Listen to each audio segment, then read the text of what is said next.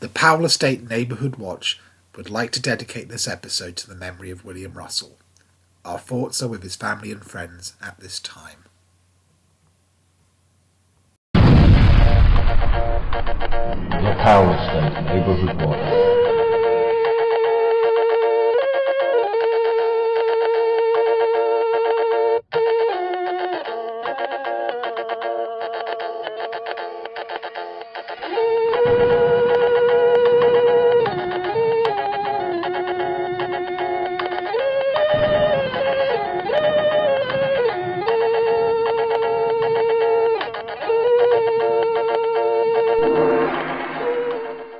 Hello, you're listening to the Powell Estate Community Watch, Doctor Who podcasting in the community. This week we're going to party like it's 199,999,999,999 as we go all the way to the end of the world. I'm Grant and I'm joined as ever by my Who hosts Graham. Hello. And Matt. Hello. Hello. This week we're going to be discussing Doctor Who Series 1, Episode 2, The End of the World. This was first broadcast on the 2nd of April 2005, written by Russell T Davies and directed by Euros Lyn. Ratings for this week were 7.97 million, which was quite a little bit down from the initial 10.81 million of Rose. So, gentlemen, your first impressions of the episode? It was very much setting out its stall, I thought, as a new version of Doctor Who. As in watching it again, I notice, as we were saying earlier, just how tight the plot is and how straightforward the plot is. But in fact, at the time, I was noticing more things like the use of pop music as almost incidental music, or the references that the Doctor was making that made it seem very modern compared to the old series. I know what you mean about setting the stall. This does feel very much like a show reel to me. My first impressions of it were, it's a little bit of a nothing story, but the more I've watched it, the more impressed with the skill of the writing I've become over the years. It sets up everything perfectly. The characters, you really feel you know Rose and the Doctor at the end of this. The other impression I had when I watched it was the restaurant at the end of the universe. That's where they've lifted the plot. Oh, yeah. And a lot of the characters were crazy kind of Douglas Adams characters, which will come to them as we go through it. But I'm fine with that, because it was just basically something to hang the. It's not so much about the story, this one. It's about the characters that we need to get to know for the coming series. Well, the thing that struck me was it was very traditionally Doctor Who in some ways, in that the Doctor finds one ally amongst the aliens who she almost becomes the companion for the episode, because although Rose is the companion, she's out of her depth. So he teams up with someone who's much more au fait with the current setting. But at the same time, for all the sort of flashy special effects and everything, the monsters were all ones I could have imagined, or aliens, should I say, were all ones I could have imagined coming from the classic series. If you look at them, they're not particularly intricate. There's a lot of masks and furs and things. Yeah, there's elements of the Peladon stories there, isn't there? Definitely. Yes. With the groups of disparate aliens, and it's a chance to kind of show. That's what I mean by show reel. It's like this is what we can do. We can do the Face of Bo. We can do Cassandra. We can do the Moxa balloon, and the makeup and the special effects are all like on display to tempt us to come back and say, "Oh, this is going to be good." Yeah, definitely. I mean, my first impression was, as we said off air, this is a very meat and potatoes Doctor Who story and I mean that in a good way, because it's very straightforward. It's a very linear story. There's very little fat. It's part A to part B to part C to part D. Very clearly, but I think my first impressions going back over it again was just how much of a companion piece it works to Rose, simply because Rose is obviously Rose's episode, whereas this is the Doctor's episode, and we get to spend a lot more time with him. We get to see a lot more of his inner workings. We get to see him away from Rose on his own or with Jabe. And yeah, so this is very much finishing off some of the questions. At the end of Rose, we knew who Rose was. We knew her past. We knew what she wanted in life. We knew what she wanted for the future. Now, whilst we've been introduced to the Doctor, we don't know much more than a very brief character sketch. He's this strange man, this alien man who travels about in a blue box, getting himself into trouble. And this week, like Rose does, we finally have to sit down and process that, and we get to find a little bit more about what makes him tick, why, where he's been, where he's going, why he does what he does. And so I think my overall impression was that, this is a in a good way, a basic story, but it's very much, like you've both said, a character driven piece, very much from the point of view of the Doctor this time round. The End of the World. The Doctor takes Rose to the year 5 billion, where they land on a space station orbiting the Earth named Platform 1. Among the elite alien guests assembled to watch the Earth be destroyed by the expanding sun is Lady Cassandra, who takes pride in being the last pure human, though she has received many operations that have altered her image. It is discovered that Cassandra, to receive money for her many operations, plans to let the guests die and then profit from the stock increases of their competitors. She releases discrete robotic spiders all over Platform 1, and they start interfering with the systems. She departs via teleportation, and the spiders bring down the shields, causing harmful direct solar radiation to penetrate the station. The Doctor manages to reactivate the system and save Rose, after which he brings Cassandra back, and she ruptures from the intense solar heat. What did you make of there was a recap, wasn't there?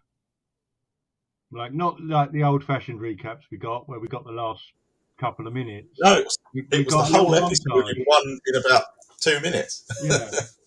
That really, when I saw that at the time, that really made me relive the excitement of, we've got Doctor Who back, and it's good.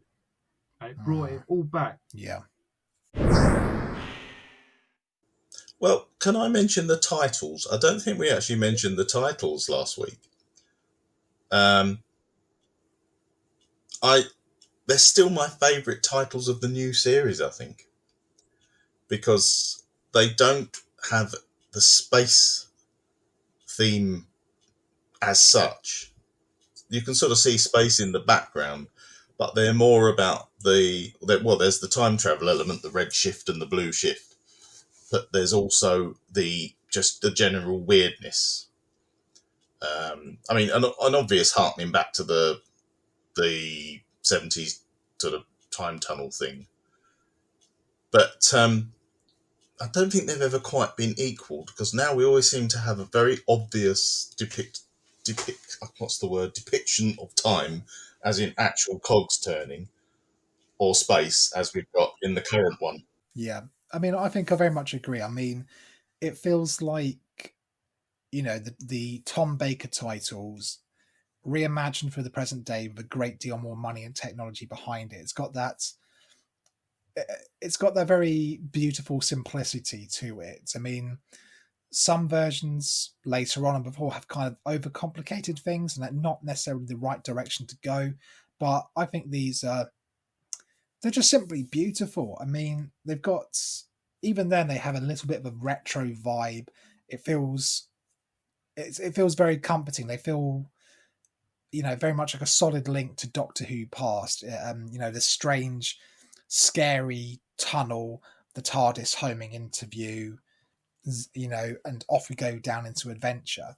All it's missing is, Christopher Eccleston's giant head floating out. I was pleased to see the end of the face, to be honest. I just feel that was something that was just followed on from one to another, and no one really questioned it. but it wasn't necessary, I felt. But all I've got really to say on those titles is they look as good today as they did then. Yeah. 100%. That's a mark of how good they are. I definitely agree with what you said, Matt. I think these, to me, are the definitive titles of the revival era. I don't think any of like the half dozen or so that's come after can really improve on what was done here. There are too many, perhaps, but that's for later. Yeah, we'll come. Maybe we'll reassess them, but as Yeah, it stands, this is my favourite. yeah. With the episode proper, I do really like it leading directly on from Rose. I like that we get that recap, which is absolutely lovely, and then boom, we're straight into the episode. We get to see the other side of Rose running away, running into the TARDIS, and we jump straight into something which I think people have mixed feelings on, to say the least. A closer examination of the mechanics of time travel via bicycle pump and I'm hotel old bell. school. It's not for me. It just seemed to me to be the cliche of the time. I mean, I very much liked what they were attempting to go for, but again, the whimsy eventually did wear off for me, and I prefer to go. I mean, I really like the redesign of the TARDIS. It's something very different. They'd gone, like I said before, gone back to something more conceptually alien. But after a while, I just kind of wanted gleaming buttons and 1980s BBC micro monitors back. Well, they were retro by then.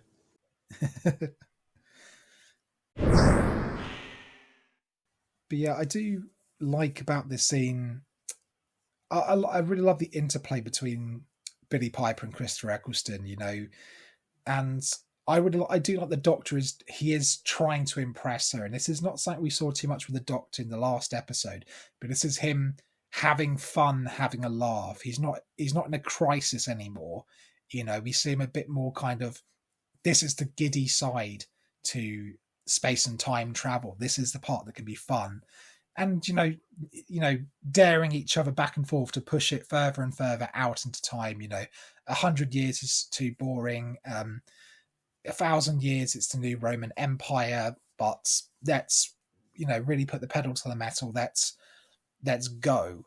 And yeah, it's nice to see them have like this instant chemistry and shared sense of fun. And he's enjoying being with all these aliens, and like it's all exciting to him.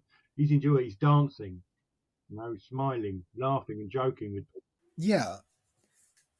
I mean, I think Eccleston gets a little bit of an unfair reputation, his Doctor, as being a kind of very serious, because I think Doctors can be divided into those who are quite serious and stern, your Hartnells and your Pertwees, and the little bit more sillies, your Tom Bakers, your Sylvester McCoys, your David Tennants. And I think he gets a bit of an unfair reputation as being a very grim, gritty Doctor, but he's really not here. Here he is absolutely in his element. He is having fun, like you said, he's dancing, he's flirting, he's making jokes, he's really getting a chance to shine. I think he's a bit like Pertwee in the sense that he's trying to be impressive, but he gets undermined periodically, which is quite a Pertwee thing. He gets laughed at. Yeah, the experiment blows up in his face. But I think this does show the subtlety of Christopher Eccleston's acting, and Billy Piper actually. The scene that we'll come to where Rose is getting overwhelmed by the culture shock strange scene. new people, and there's a moment where Eccleston notices Rose is getting uncomfortable, and there's a look of concern crosses his face, and then something happens. He's immediately distracted by another character, and he's talking to them, and it's like you those little micro expressions gave you so much of an insight into that character, and it's the skill of the actor. Yeah, I liked that sort of break with the past there as well, in that we finally get to see how a human companion reacts to all this stuff. As in, Rose is allowed to have a bit of culture shock rather than just carry on as if she's just in her normal life. Just to bring it back to slightly earlier in the episode, I really do like I think this is one of the first times Russell T Davies gets to write a doctor's speech for the Doctor. I love his whole line about, this is the end of the world. You're always worried about it's going to be eggs or beef or global warming or asteroids that are going to blow you up, but maybe, just maybe, you do make it, you do survive. I love that. Even though, do we think there's shades of the Ark in space to this? Yes, perhaps. Yeah, I mean, Russell T Davies did say he wanted the tone of the thing to be optimistic as well. Personally, I have a dystopic view of the future, but we don't have that in Doctor Who. I do like that in sci-fi generally, but in Doctor Who, I'm okay with it being fun. Well, it feels right. Yeah. Because I was trying to think around what was going on in terms of science fiction around this time. Star Trek was just about coming to an end. I think Buffy had ended. I think the only kids on the block at this time, I think it was Lost, which was kind of sci-fi, kind of. I think it was only a season in, so they were really just finding their feet there. And I think Battlestar Galactica just launched, which was quite the opposite to Who, in that it's very po-faced and very grim, a very post 9/11 science fiction story. The on that subject, with Battlestar Galactica being a reboot, Doctor Who being a reboot, you also had Life on Mars around that time, which wasn't a reboot, but it was pulling from like the Sweeney and the Professionals and things, isn't it? Oh yeah, There was a lot of nostalgia in the air around that time. yeah, I think you're right. There always is now, it seems. Yeah, maybe this was the beginning and it's never gone away. And it won't go away until Doctor Who gets cancelled again.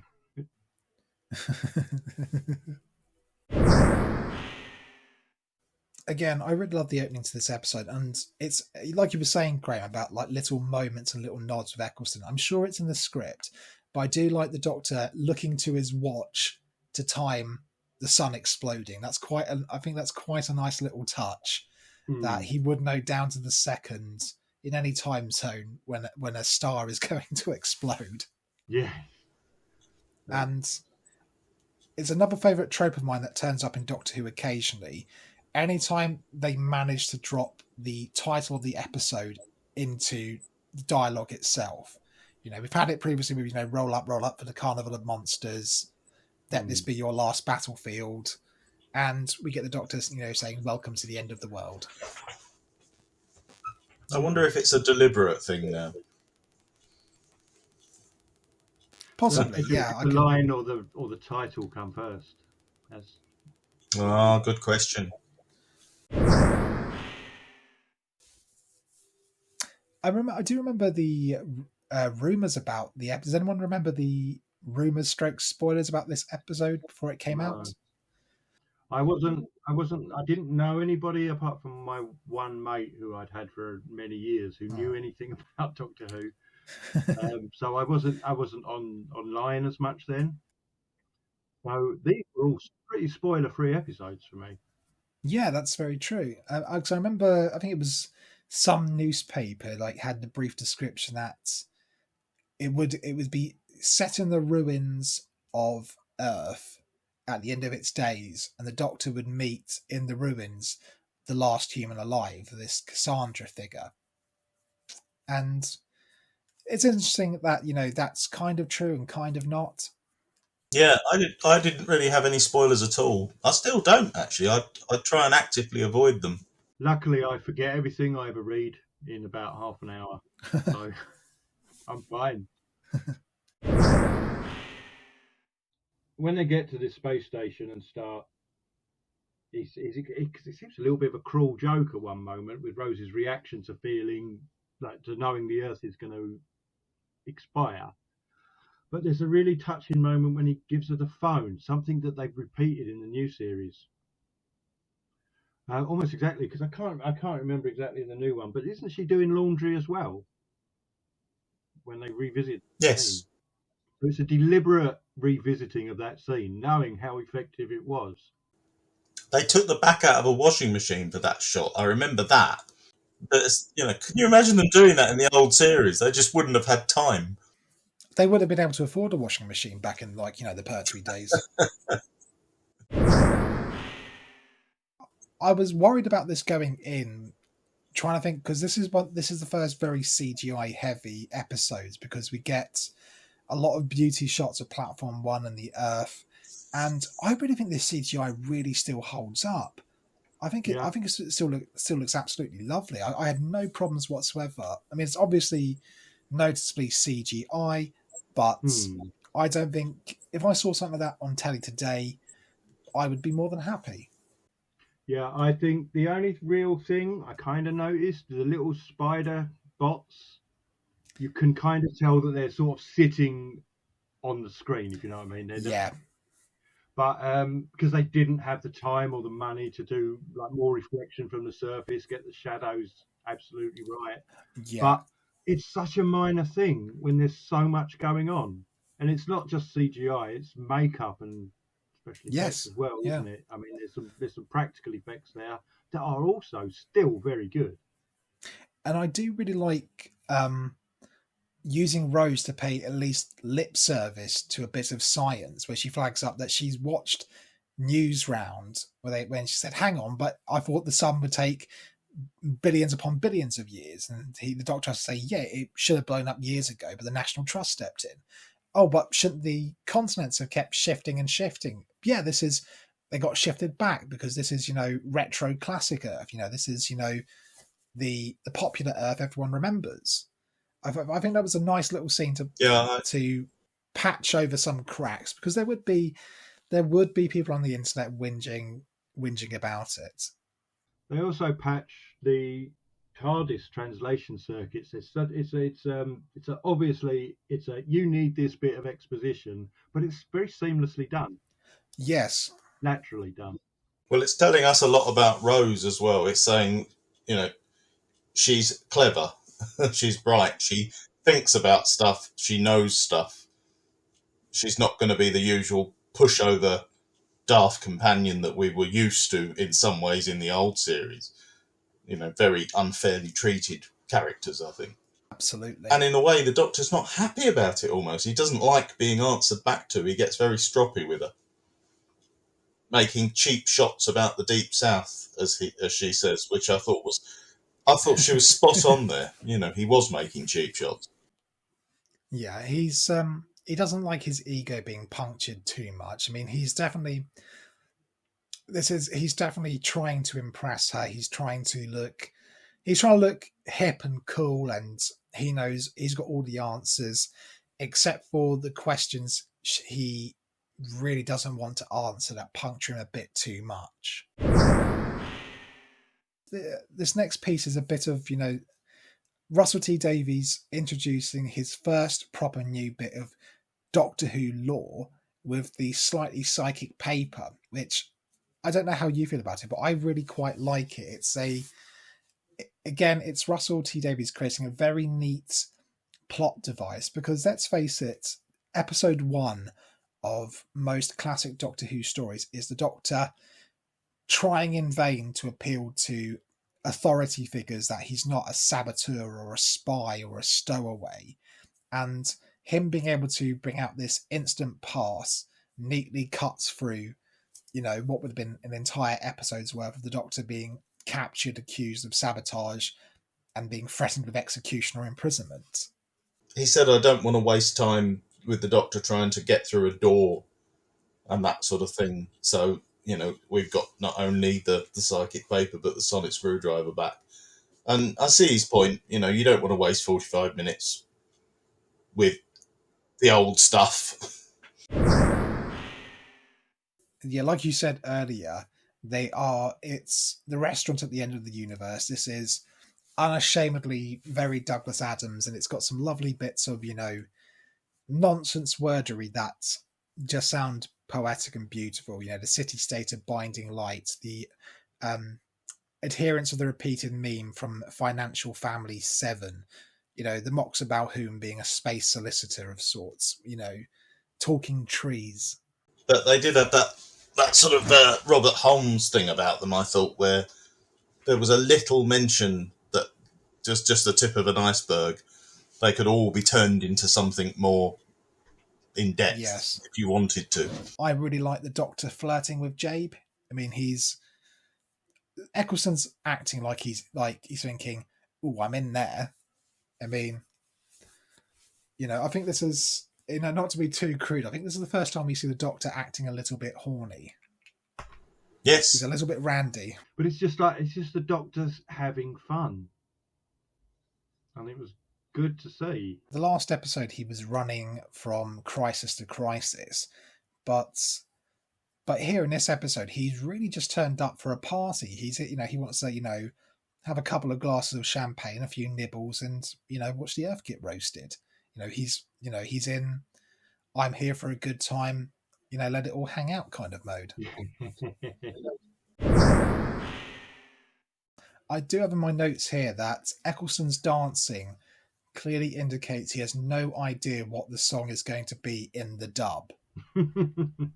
Because, I mean, he's doing a little bit of dad dancing, but he is totally out of rhythm and out of step to any sort of Tainted Love, synth pop beat.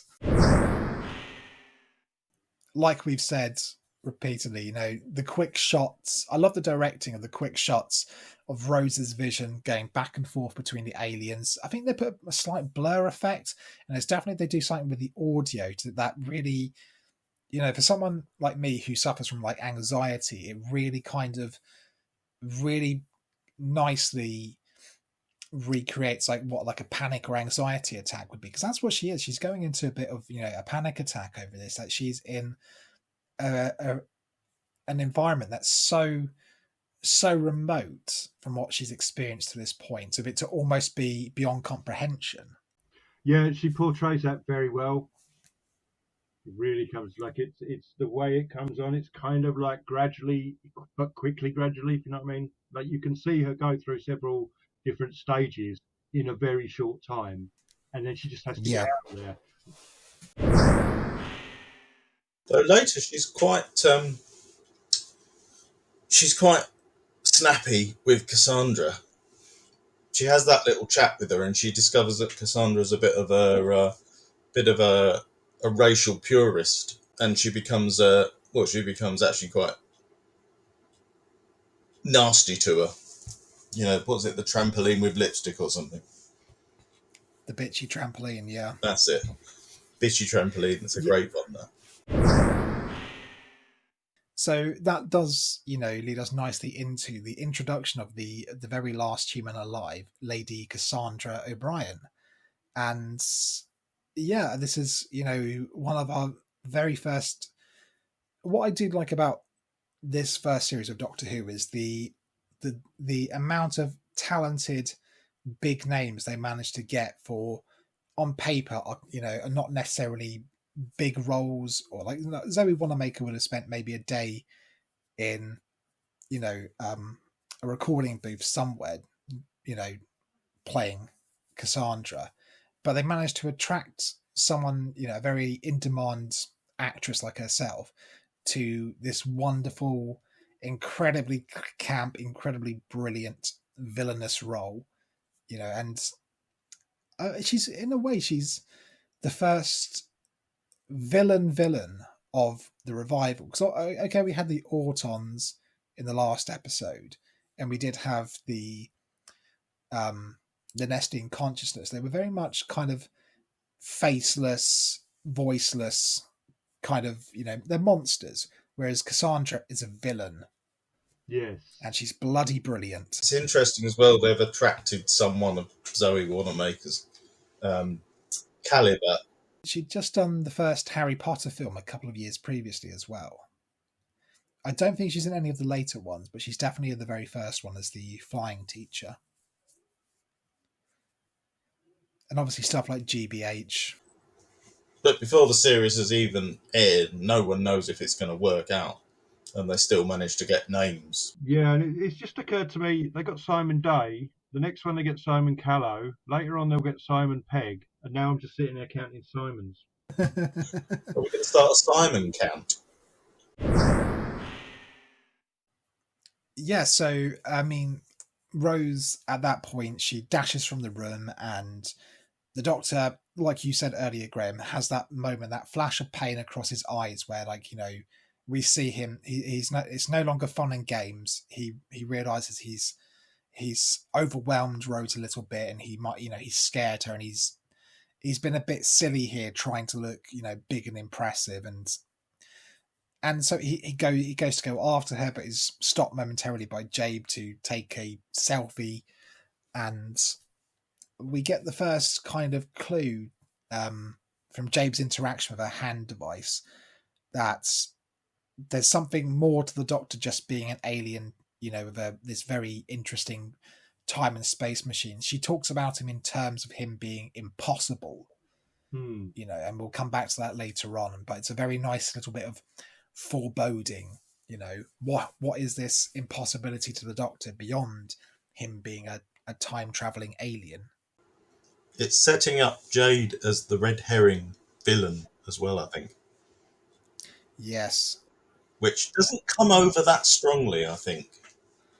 Really. No, because Jabe has definitely been one of the nicest people we've met so far in this episode.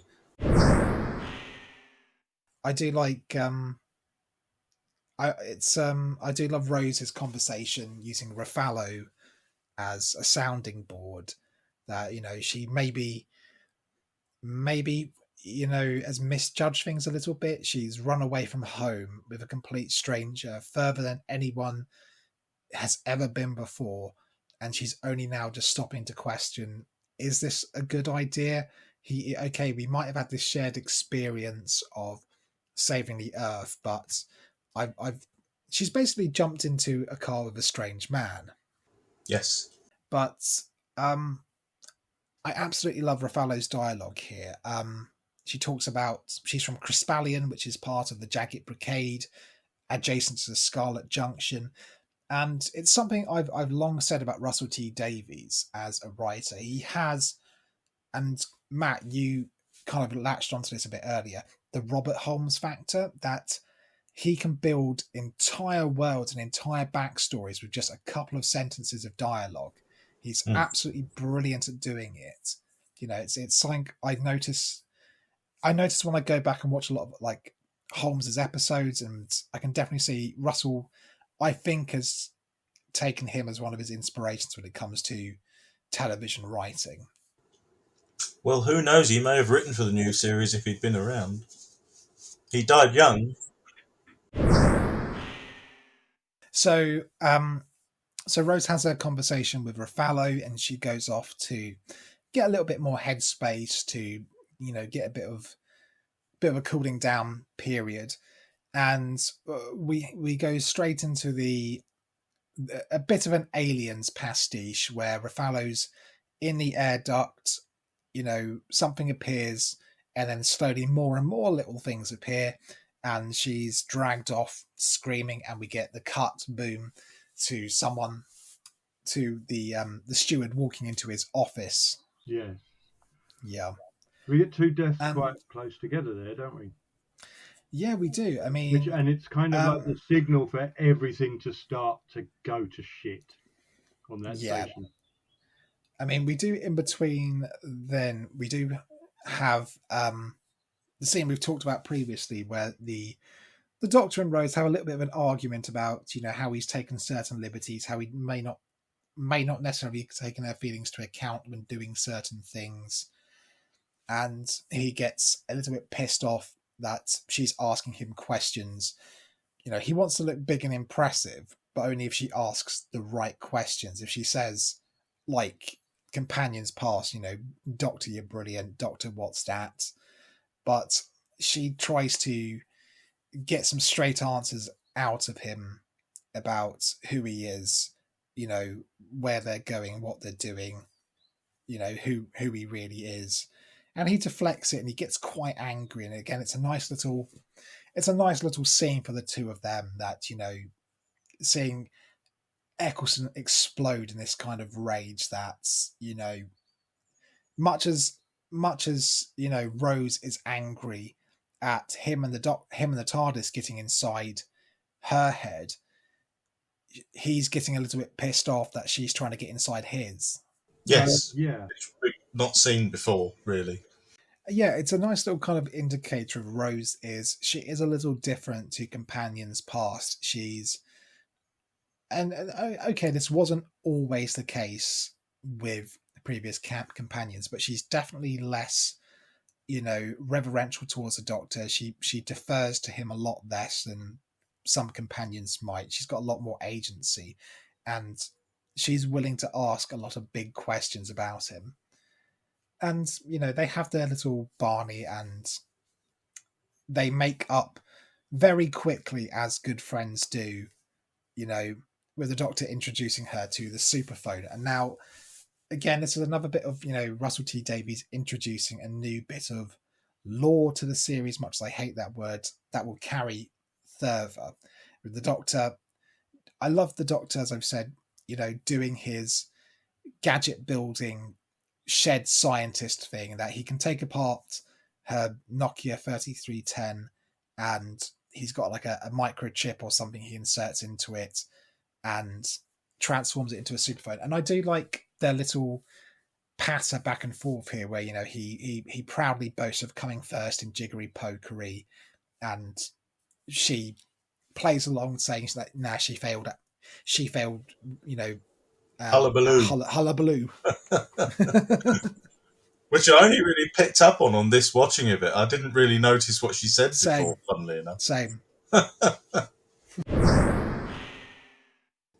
And then not a lot really happens, because we get into the sort of... we've had the beginning of the mystery built, as in someone's sabotaging stuff. And at the moment, there's lots of suspects, I guess. Yeah. But there's more really focusing on the Doctor and Rose than on the story, because the story's sort of jogging along in the background, really. Yeah, we don't get that Agatha Christie, let's examine each one of these characters. We get it all turned to shit, and then it uses a robot later on to find out who it is. It's yeah. While it's going on for 5-10 minutes or whatever, we don't know who it is, but then it becomes immediately obvious once he's got out of the immediate problem. Yeah. And to be fair, at this point, we're ahead of the Doctor and Rose. I mean, we're aware that there's been, at this point, a couple of murders, a couple of sabotages, but they're still, you know, having a perfectly nice enough time. Jade and the Doctor go exploring, don't they? Yes, and we see what the only thing I kind of have a little quibble about this episode is when we see those fans. Oh yes. What's your quibble with the fans, Graham? It just looks so ridiculous. What machine needs those fans along that little walkway to get to a little switch? What's all that about? But what it reminds me of is when I saw, I think it's Attack of the Clones and the Droid Factory, and it was clearly put in there to be a level in a game later. And it just felt a little bit like it's not happening. It's a little bit unrealistic, I guess, is what I thought. All I can say is if you have to work out where the various, and no sniggering at the back, isolation cocks are on a train, you will find that they are beyond metaphorical giant fans quite often. Right. Well, take that on board. But, I feel that was quite realistic. What even are those fans doing? Where are they blowing air? Well, they're the aircon, aren't they, for all the gubbins? They're just going to blow around that room. I'm not letting this go. My fix to this is whoever built or designed Platform 1 has watched Galaxy Quest, because this is the end of Galaxy Quest, where they're trying to get through the chomping, slamming bits of metal to get to the anti-self-destruct button or whatever. And they point out, you know, why is the most vital button on a spaceship behind such a pointless, deadly trap? Train design But again. it is game. It is a game. It's a video game, It is. and I just think Russell T Davies was spending so much time getting Rose and the Doctor and their relationship and their interaction with the world building that he was doing, that he just ran out of time to get anything better than Yeah. what turns out to be the solution to the problem, which is to walk past some Mm. fans and press a button. So at this point, we get the Doctor and Jabe going down a very traditional Doctor Who corridor, doing a bit of exploring, doing a little bit of techno babble, going back and forth together. And there's a really nice moment here where Jabe finally lets on that she knows who and what the Doctor is. And for the first time in a long time, Time Lord seems to carry a bit of meaning. She talks about the Doctor like he's a mythical figure, or like, you know, he's like we would talk about a centaur or a mermaid, you know, something that's not real, that's something from a children's story. And that's what I think a really nice kind of, again, adding a bit more of this puzzle that we'll solve at the end of the episode. The sympathy in her voice as well. It's like Mm. you're impossible, but you're here, and that's tragic. Yeah, she's utterly heartbroken because she knows what's gone on. You know, she can piece together that if he's here, I know, you know, what events must have led him here. And it's really kind of, you know, to see that tear fall down Eccleston's eye and him just put his hand gently on hers. It's nice to see, like, you know, the Doctor in this episode has been a little bit front. He's had a few moments where like he's let himself, you know, go in front of Rose, but this is, you know, a real nice time to see him be vulnerable. I think that's a really, really nice point. And I can't think, at this point, have we had the bitchy trampoline scene where we have Cassandra coming out with, let's face it, some frankly horrible bits of racism, you know, against her. You know, she's categorizing her own species with a complete lack of self-awareness that she herself is barely human now by any sort of metric. Well, it's happening at the same time as the Doctor and Jade are in the corridors, isn't it? That's true, yeah. We get Russell T Davies just casually dropping into the conversation. It's a totally throwaway line, but Cassandra is certainly the first we know of, the first transgender character in Doctor Who. Yes, I noticed that. She talks. Just a brief line about being when I was a little boy, you know, growing up in whatever part of Earth she grew up in. And I thought that was, you know, interesting.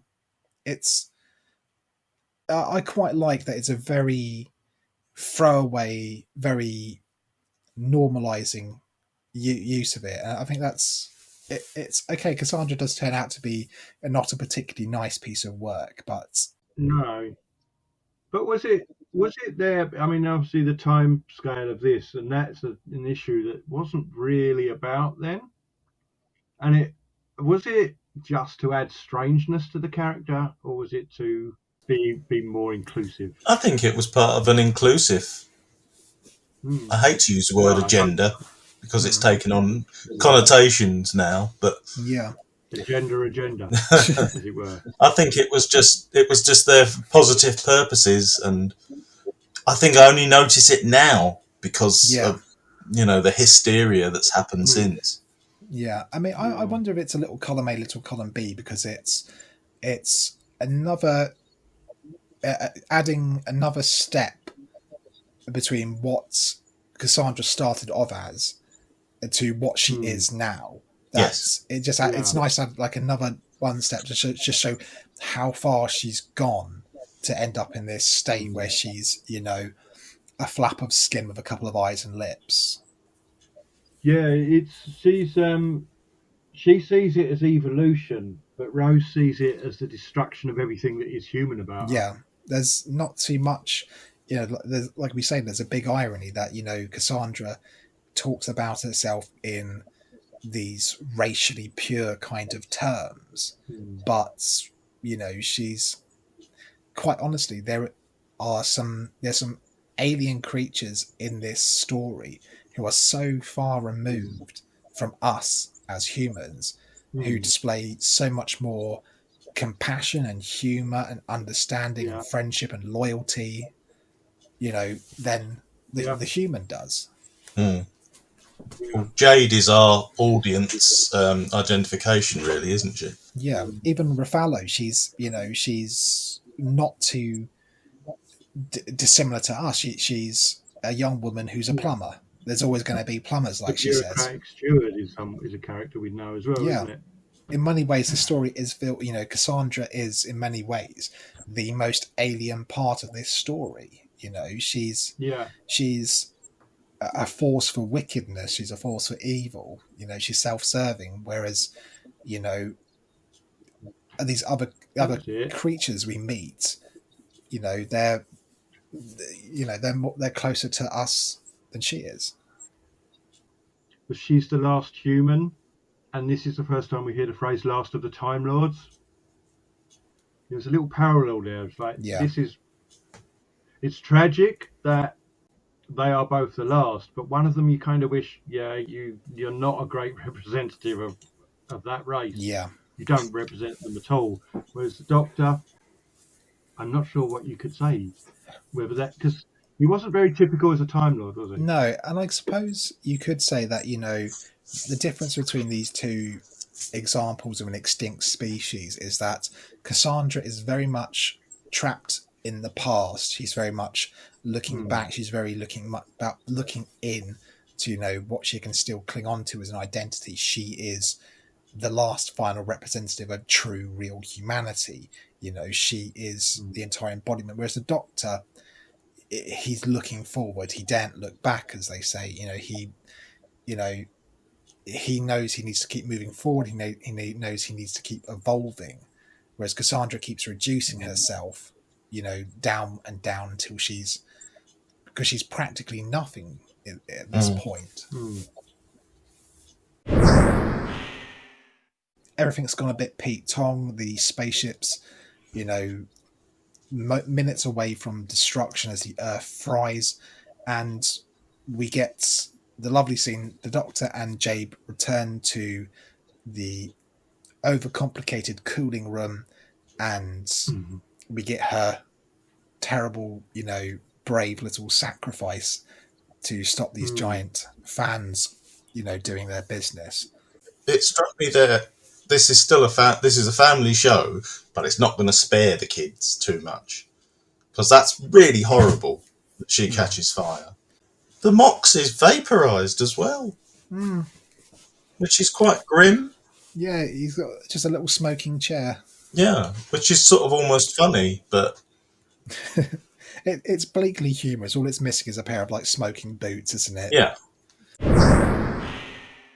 And it leads into, we get the Doctor getting his first, and this will happen more and more as the series goes on, I think. We get his first kind of Time Lords are Jedi moments where, and to be fair, I quite like it that, the Doctor, because I always interpreted this scene with the Doctor's watching the fans go around far too fast for any human to navigate. And I've spoken to some people and they interpreted it as the Doctor being able to slow down time, but I always saw it as him having such a connection to time as a concept and the universe that he just has a supreme, when he concentrates, just has a supreme, ability to judge it, that he can, judge the absolute right moment because he's so connected to time and how it works. I did see that differently. I kind of saw that as him. He's got to do this. He's done as much as he can, but he's still got a little bit further to go. And it was just a case of, well, I can't figure this out. I've just got to take a leap of faith and shut my eyes, and because if I don't do it, everybody's dead. Okay. And I'm just going to go and hope for the best. And I don't know. I kind of prefer your interpretation of that. Yeah, I mean, one's kind of tying into that. I've always seen it. It's just he he couldn't select the time to go. He's going to shut his eyes and go for it. Yeah, I think mine's and just hope for the best. similar to what you're saying. That he's when he really, really zero downs and concentrates on it, he's just super aware of, zeroed in, focused, totally understand, totally almost feels time like another sense, just like how Time Lords are. So the Doctor, he manages to pull the big switch. He manages to save the day. He gets the shields back up, and we get a fantastic. I forgot how good this effect was. The Earth burning. It's absolutely horrifying. It's apocalyptically epic. The CGI just stands up so well. Yeah, that amazed me how well this stands up. I mean, there's a couple of. I mean, most of Rose stood up. I think there might have been a little bit in the movement of the lava version of the Nestine consciousness, but it still looked good. I think it helps that Rose. Like you could kind of see how old the effect was, not so much that it had got worse. No. But the effects in this generally as good as they were when you first saw them. Yeah, I mean the effects aren't bad. Just effects now are better. And you can tell that they're 20 years old, but they still look very good, I think. Absolutely. I had a bit of a Mandela effect moment watching the scene of all the bits of Earth floating around. I'm convinced I can remember the Doctor saying, "That bit's Belgium" or something.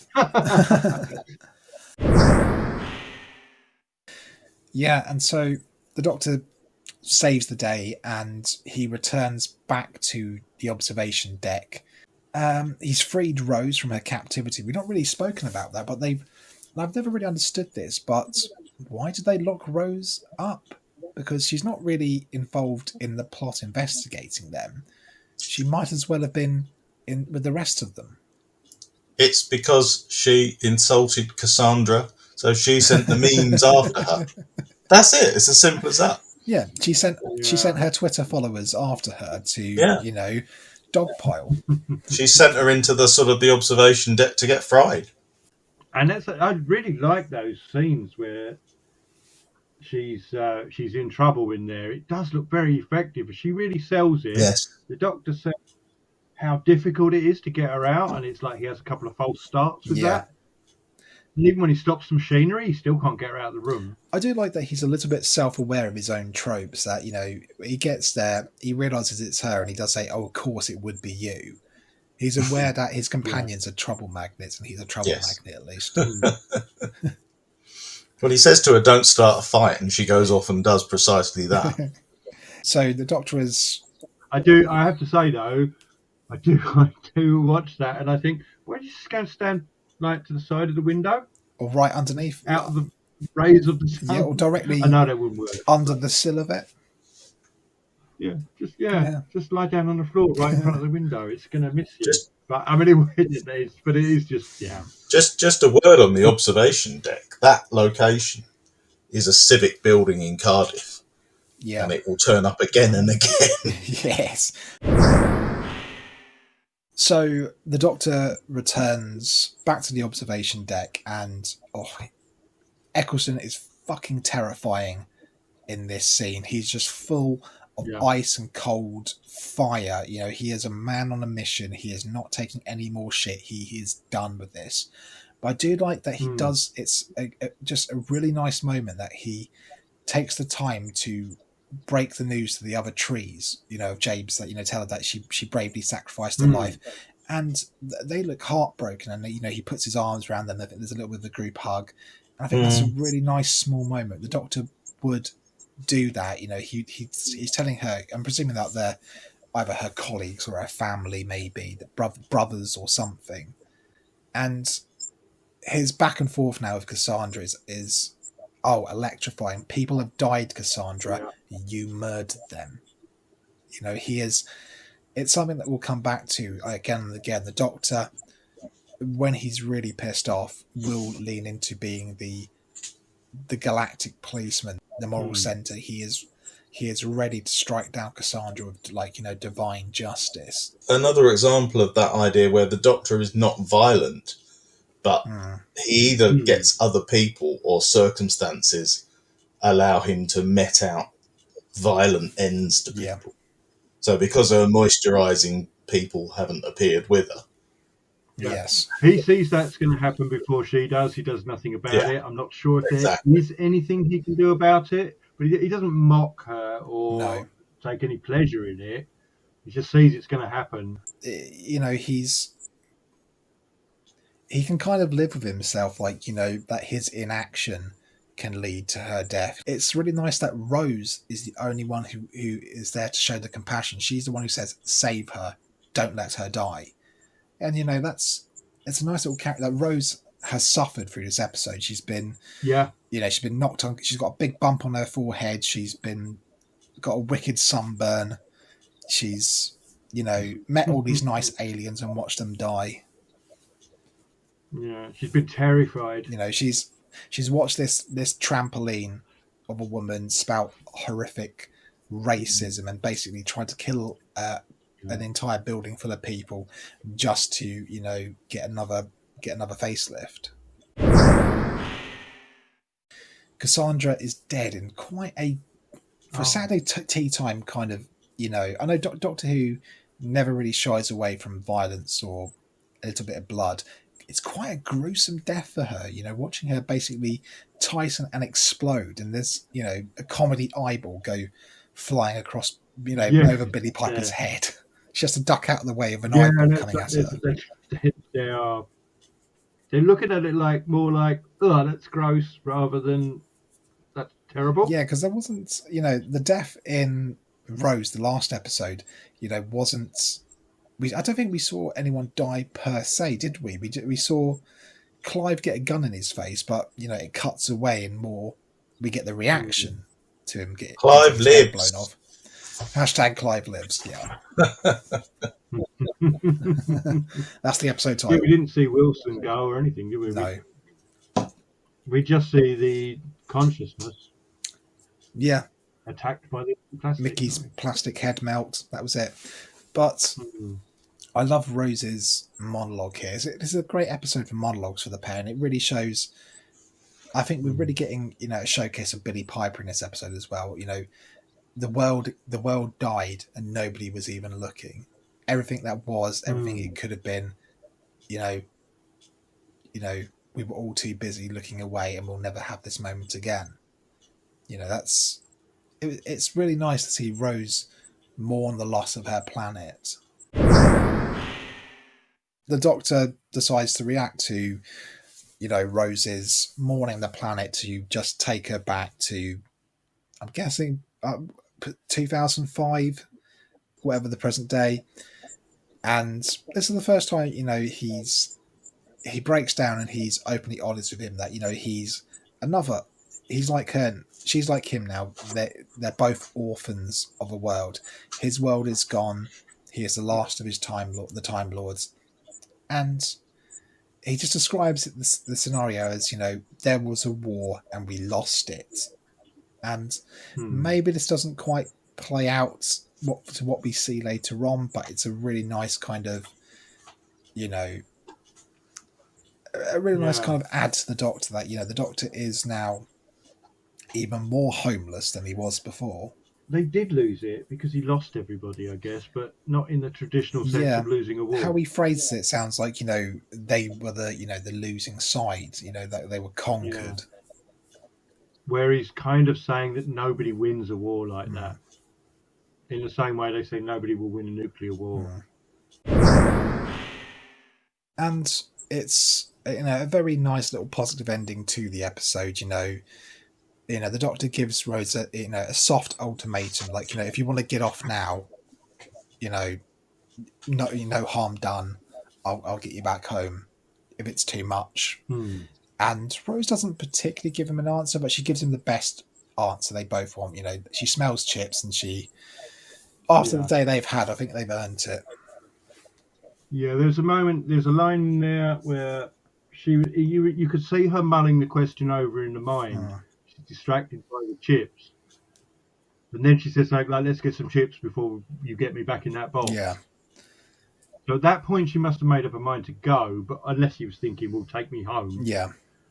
But yeah, it just seemed like that taking her back and having some chips was kind of like the reset she needed to go again. Yeah. It's, you know, a nice little break, a little return to domesticity.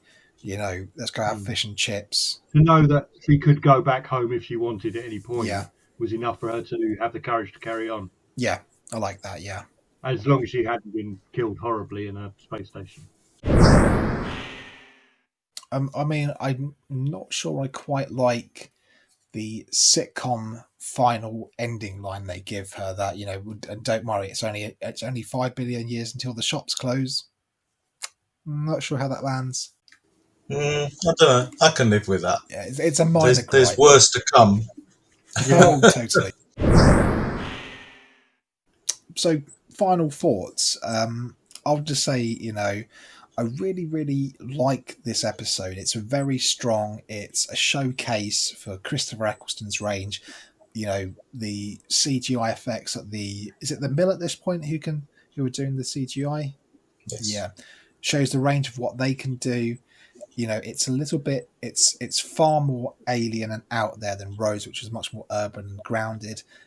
And whilst the plot, I would say, is not the most complicated or necessarily compelling compared to Rose, it's, you know, I think that's a lot more intricate story. This is, you know, a lovely back to basics kind of Who adventure. I think this is a very strong second episode. It's Doctor Who stepping out into a big wide world, and I've got a lot of time and a lot of love for it. Yeah, I totally agree. It sets up not so much specifically things that are to come, but it makes you excited for the possibilities that they are. We're going to see some amazing things. It is it's more about the characters than the story, and I think at this point that's absolutely right. And I always enjoy watching this. When I first saw it, I was a little bit, well, nothing really to that, but at that time I was watching them over and over again because they were repeated, weren't they? Yeah. And I'd recorded it, and I was really enjoying having Doctor Who back. And I've watched this loads, and and the more I watch it, the more I like it still to this day. And it's a great example of how to write this sort of TV at the beginning of a series. I don't think I've seen it more than a couple of times till now, and watching it again, I did appreciate it more, I think. Partly because I'm a fan of the more straightforward story, and I think it's a nice little workman-like story, just to show what Doctor Who can do now and what it is really. That it's got that future. You know, we've covered the future sci-fi bit with this episode, and we've covered it's humorous and it's scary and it's exciting, and it's got its moments of tragedy as well, which is everything it's always been, really. So I think that just about wraps up everything we want to say about the end of the world tonight. So there's not much left for me to say, but I've been your Who host, Grant, and tonight I've been joined by my fellow Who host, Graham. Goodbye. And Who host, Matt. Goodbye! And that's it for this week. We'll see you very soon. Bye-bye. You have been listening to the Powell Estate Neighbourhood Watch, Doctor Who podcasting in the community. You can follow us on Twitter at Powell Watchers, or drop us an email with your thoughts on powlestatewatch@gmail.com. Next time, the Unquiet Dead.